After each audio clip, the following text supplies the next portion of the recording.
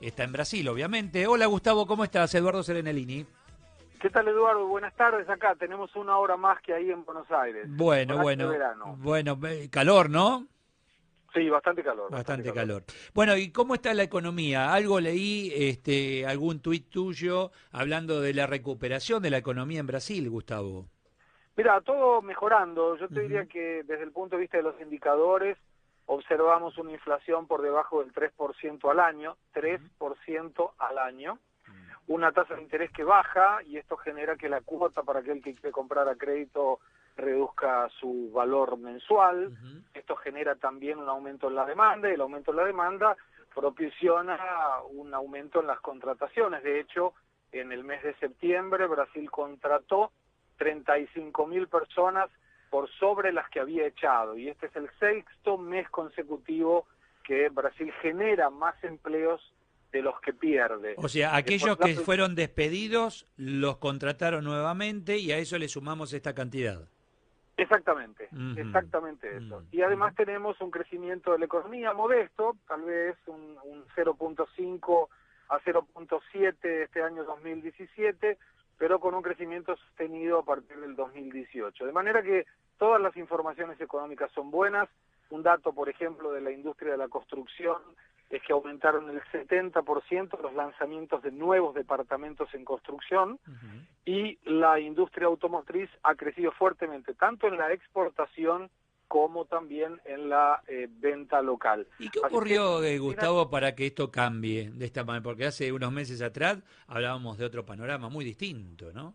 totalmente distinto. Yo te Mm. diría que tiene que ver con algunas reformas que está implementando el gobierno de Temer, aprovechando una circunstancia bastante interesante. Ujú. Es que Temer no tiene ninguna aspiración política, él no se candidata a presidente, no está colocando hasta ahora ningún candidato propio, y a pesar de tener 3% de popularidad, o Ujú. sea, muy baja popularidad, como continúa manteniendo apoyo en el Congreso, está consiguiendo hacer, por ejemplo, las leyes de reforma laboral, que ya está aprobada, arranca a partir del 11 de noviembre, la reforma tributaria está en discusión, lo mismo que la reforma de la jubilación, y ha conseguido la ley del congelamiento del gasto público y la flexibilización laboral. Así que todo esto genera que las empresas estén optimistas en relación a la economía.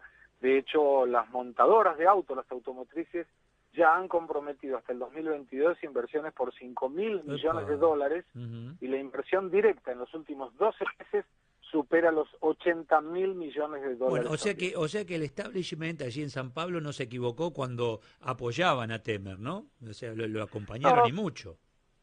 de hecho es la mejor opción. Temer Mm. está muy acusado de corrupción. En este momento está en el Congreso Nacional la segunda denuncia por corrupción contra Michel Temer, que debe ser votada en el plenario de diputados la próxima semana Mm. y entiendo yo debe ser archivada. Y este archivo tiene que ver claramente con que cualquier opción a un año exacto, porque va a ser en octubre del próximo año, Ujú. de las elecciones presidenciales, cualquier cambio que se haga del presidente, del timón de este barco, puede ser perjudicial para la economía. Entonces, entendemos que lo van a dejar en el poder y después cuando pierda sus fueros, Ujú. probablemente termine preso. Eh, ¿Cuánto ayuda a la Argentina esta situación del Brasil? En principio creo que bastante, Mucho. Lo que mucho. pasa es que mejora mucho desde la demanda. O sea, Mm. Brasil va a demandar más, va a ser un Brasil en crecimiento. Esto es muy bueno. Ujú. Eso no quiere decir que le compre a Argentina, Eduardo. Lo que quiere decir es que sería como si estamos en una calle, vamos a imaginarnos en la calle Florida, Ujú. y nosotros, Argentina, tenemos un negocio que dice Argentina al lado de otros que dicen España, China, México, y hay un montón de brasileros andando con mucho dinero y, bueno, esos le van a comprar al que tenga el mejor producto y el mejor precio, Ujú. Bueno, no hoy necesariamente Argentina Argentina. en principio se está encaminando para tener buen producto, buen precio, buen servicio. Hay que Yo creo lograrlo, que ¿no? sí, Hay que va a lograrlo. demorar un poquitito, pero me Claro, parece que sí, hay que buscar la mejora de la competitividad. sí. Entiendo yo cuando escucho que hay que ser contrarios a las reformas laborales y Mm. tributarias que propone el gobierno Macri, independientemente de lo que contengan estas reformas, yo creo que es necesario actualizar Argentina en relación al mundo. Y para eso son necesarias las reformas que deberán ser discutidas en el Congreso, pero es mucho mejor tener una reforma que sea discutida por los parlamentarios a no tener nada. Eso nos dejaría fuera de un mercado que cada día está más competitivo. Sí. Por ejemplo, la reforma laboral que se aplicó allí en Brasil, ¿la ves factible aquí en Argentina? Yo veo factible desde el punto de vista de reformar la ley, pero no me parece que sea factible igualarla, porque aquí le han restado mucho poder a los sindicatos. A ver, contame un poquito, no sé, en resumen, de qué se aplicó con esta reforma laboral allí en Brasil. ¿En qué? Básicamente le ha retirado muchísimo poder a los sindicatos. Una observación importante es que los sindicatos en Brasil no controlan la obra social. Y por otro lado, lo que ha permitido es que la flexibilización entre contratados y contratantes sea directa y no necesariamente que pase por el análisis del sindicato.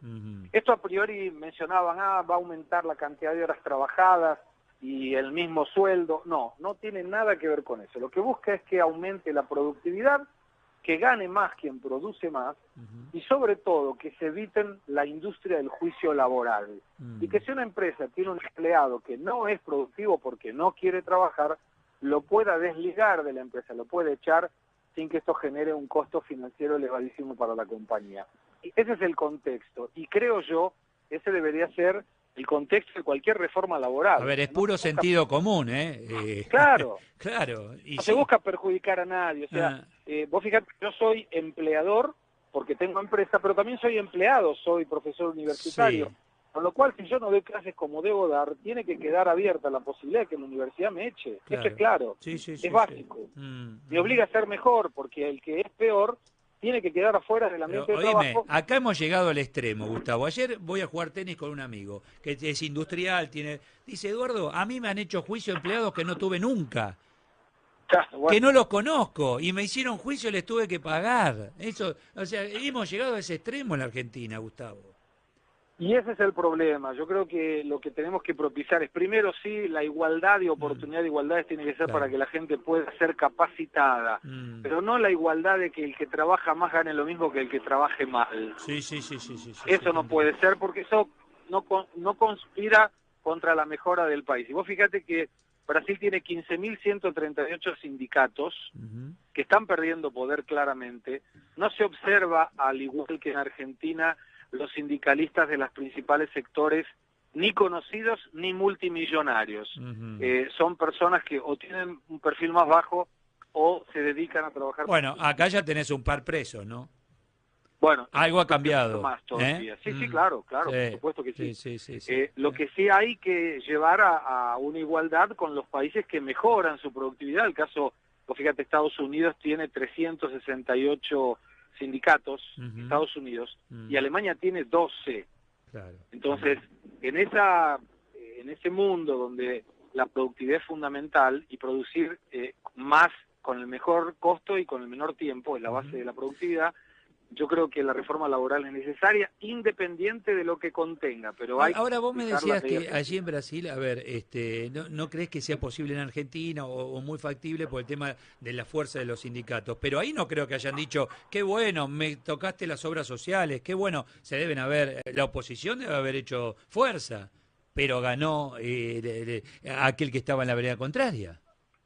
Sí, bueno, es que gana el que tiene la mayoría a través de alianzas, en este caso es Temer, pero acá dividen muy claramente lo que es una política de gobierno de una política de Estado. La política de gobierno es donde la oposición se opone porque trabaja de oposición y no importa lo que el gobierno proponga, hay que oponerse.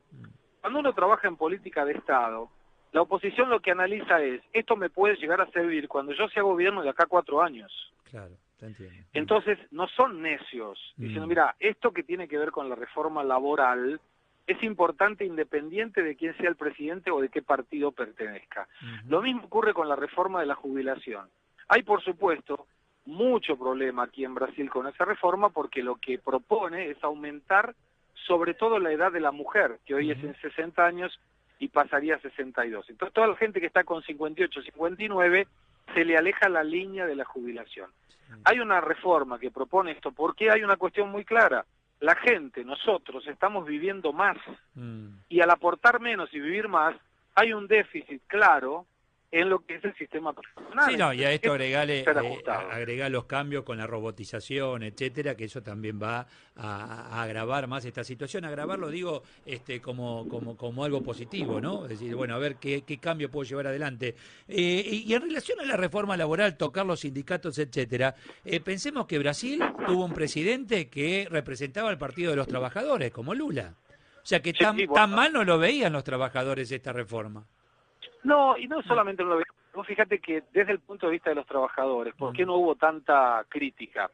Porque esta pérdida de poder a los sindicatos se le dio a partir de los recursos. Hoy o hasta esta reforma que comienza a tener validez el 11 de noviembre, el aporte de los empleados al sindicato era obligatorio. O sea, todos los que trabajaban tenían que hacer el aporte de un día obligatorio al sindicato donde estuviera asociado. A partir de esta ley eso pasa a ser voluntario, lo cual de alguna manera obliga al sindicato a ser competitivo también, porque si no la persona puede cambiar de sindicato o directamente no hacer ningún aporte.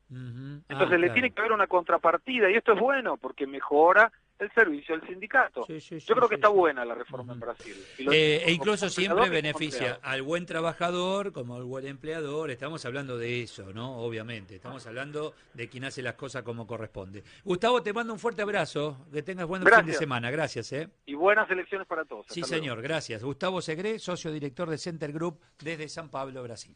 El locutor.